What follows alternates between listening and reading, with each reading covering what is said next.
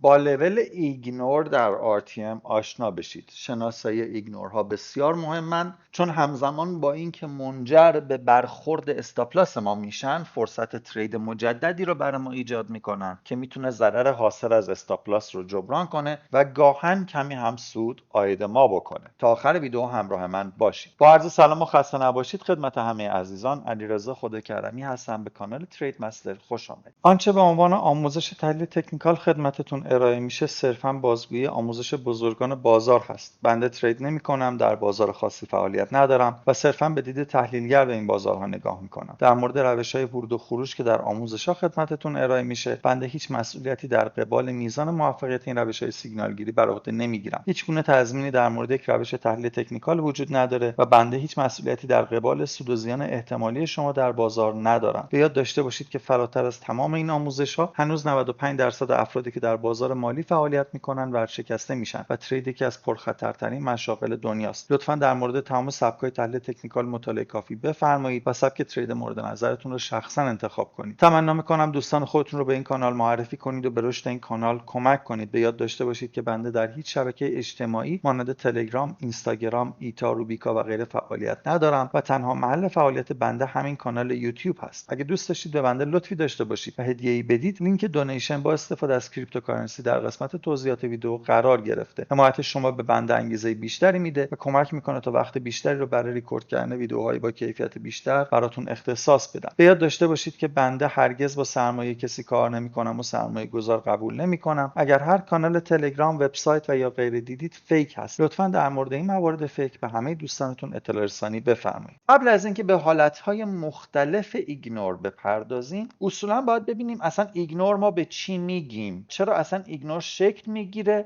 و چجوری میتونیم از ایگنور استفاده کنیم که کسب سود کنیم. در ویدیوهای بعدی برمیگردیم و ایگنورهای مختلف رو در حالتهای مختلف مارکت بررسی میکنیم. ببینید شما یک کینکی در مارکت داشتید، در هیستوری داشتید و انتظاری که داشتید اینه که در زمانی که مارکت داره به این کینک میرسه، چه صعودی و چه نزولی واکنش ببینید. یعنی انتظاری که شما داشتید این بوده که از این نقطه برگشت کنید پایین، این انتظار شما از مارکت بوده و به همین دلیل خودتون رو آماده ترید کردید، پوزیشنی هم گرفتید. نکته مهم و اساسی اینه که انتظار بیجا و اشتباهی هم نبوده، یعنی شما مارکت رو درست دیدید. حالا این یا یه لول کنکن بوده یا QM بوده یا به هر دلیل دیگری انتظار داشتید اینجا مارکت واکنش بده. بنابراین میاید چیکار میکنید؟ میاید پوزیشن میگیرید. خب اینجا پوزیشنتون رو سل انتخاب میکنید و قاعدتا اینجا پوزیشنتون رو بای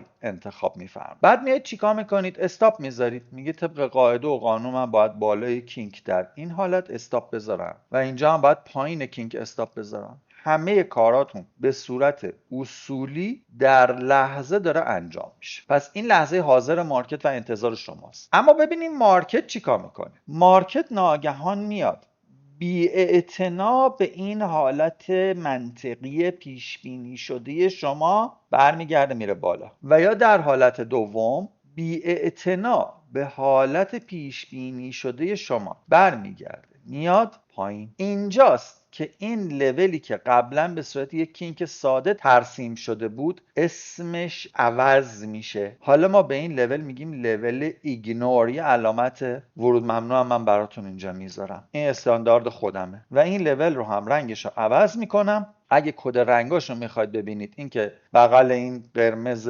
روشن یه بنفشی دارید، این رو انتخاب میکنید و برای مرکزش هم همین قرمز روشن انتخاب میکنیم 25%. این لول میشه یه لول ایگنور. یعنی چی؟ یعنی لولی که نادیده گرفته شد. ایگنور شد. ایگنور یعنی نادیده گرفته شدن. قاعدتا ما اینجا حتما استاپ نوش جان میکنیم، حتما. یعنی اینجا شک نکنید این استاپ ها رو نوش جان میکنید. اصلا قانونشه اینجا استاپ نوش جان میشه، نمیتونه نشه مگر اینکه حالا پوزیشن رو نگرفته باشید در حالتی. ولی اگه پوزیشن منطقی رو گرفته باشید اینجا استاپتون رو میخورید. این استاپ یه مقدار ضرری به شما میزنه. نکته مهم اینه که مارکت در آینده داره برمیگرده پایین.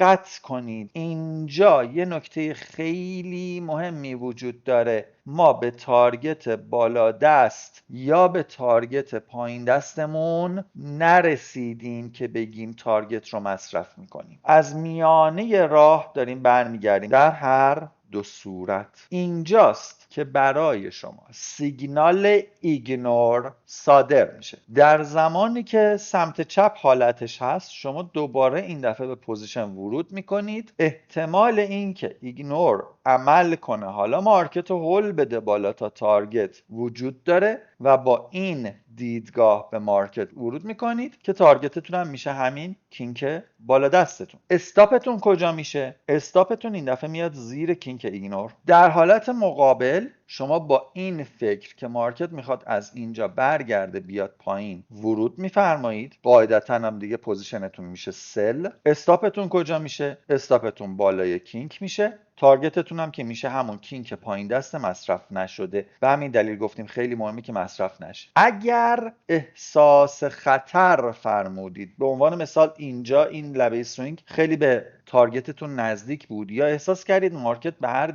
دلیلی ممکنه برگرده از اینجا پایین، یادتون باشه لبه این سوینگ قبلی هم که یه لفت شولدری دارید، اینجا هم میتونه به عنوان تارگت انتخاب بشه. نکته بسیار مهم در ایگنور چیه؟ اینکه شما این استاپی رو که نوش جان کردید و ضرری که گرفتید، ضررتون رو جبران میکنه و تا حدی ممکنه سود برسونه، ممکنه سود نرسونه. اینجا شما یه کلمه رو از من یادتون باشه، یه خورده گستاخانه است ببخشید، ولی گور پدر سود. شما اینجا هدفتون جبران ضرر استاپ با استفاده از لول ایگنوره. یه نکته خیلی مهم، اگر در آینده مارکت برگشت پایین، انتظار نداشته باشید که این ایگنور دوباره مارکت رو نگه داره. این دفعه مارکت نفوذ میکنه به داخل ایگنور. در هر دو حالت، چون ایگنور یک بار بیشتر قرار نیست کار بکنه. لول ایگنور وقتی کارشو کرد کارش تمومه دیگه. انتظار نداشته باشید لول ایگنور